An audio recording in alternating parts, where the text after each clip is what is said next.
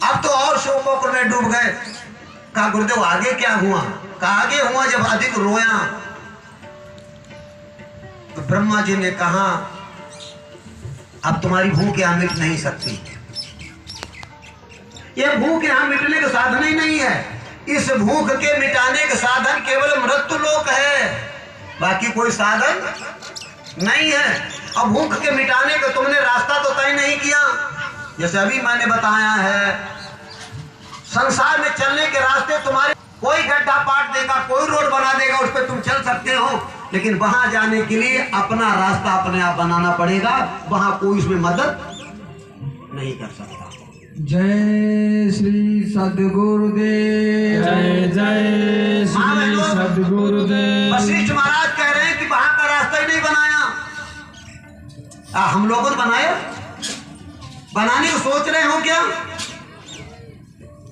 जब तुमने वहां का रास्ता ही नहीं बनाया, तुमने रास्ता तैयार नहीं किया, कैसे चलोगे?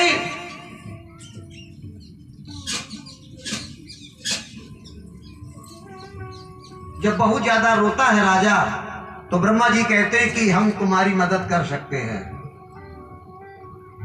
वो भी तुमने तप किया इसलिए थोड़ी मदद कर सकते हैं, ज्यादा नहीं। हम इशारा कर सकते हैं।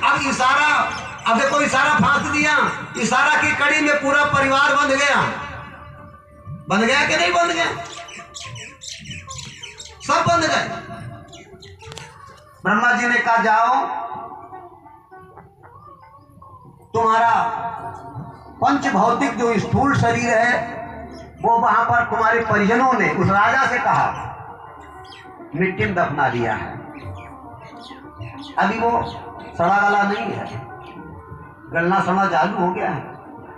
बाकी तुमने कोई साधन तैयार नहीं किया। ब्रह्मा जी कहते हैं कि तुम अपने कर्मों से, तुमने महान कर्म किए वो तो अलग चीज है, लेकिन कुछ तुम्हारी कमियां रह गई। जैसे माँ बहनें करती हैं कभी कभी, हल्दी मिर्च मसाला लहसुन धनिया बड़े बड़े खुशबू वाली साग सब्जी में सामग्री डालें और नमक भूल जाए तो अगर रास्ता खराब हो जाए तो हमसे कह देना,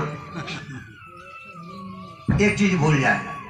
वैसे ही किया है राजा ने, तो सारी सामग्री तुम्हारी बन गई। थोड़ा हम इशारा कर देते हैं, मदद कर देंगे, जाओ। और वहां जब जाओगे,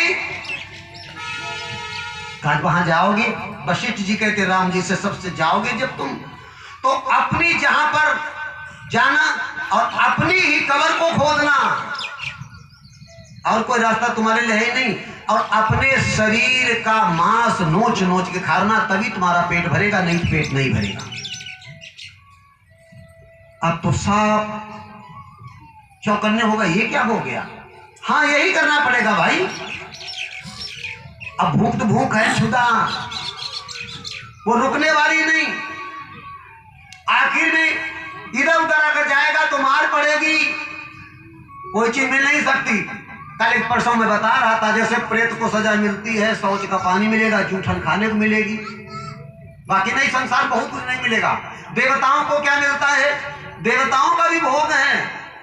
हमने बताया था, नहीं तो 1-1 रुपए 20-20 साल के पश्चात भी तुम्हारे घर पटका पटकी धो रहे करें, होटल में खाई ले जाए माल, उन्हें कौन देख पावे? लेकिन सजा है। कोई बतासा एक चढ़ा देगा, एक लौंग चढ़ा देगा, थोड़ा पानी चढ़ा देगा, वही पाएंगे। चाहे पीपल पर रहो, चाहे बरगद पर रहो, बाकी जीवन में तुम भूखे ही रहोगे, भूखे ही रहोगे।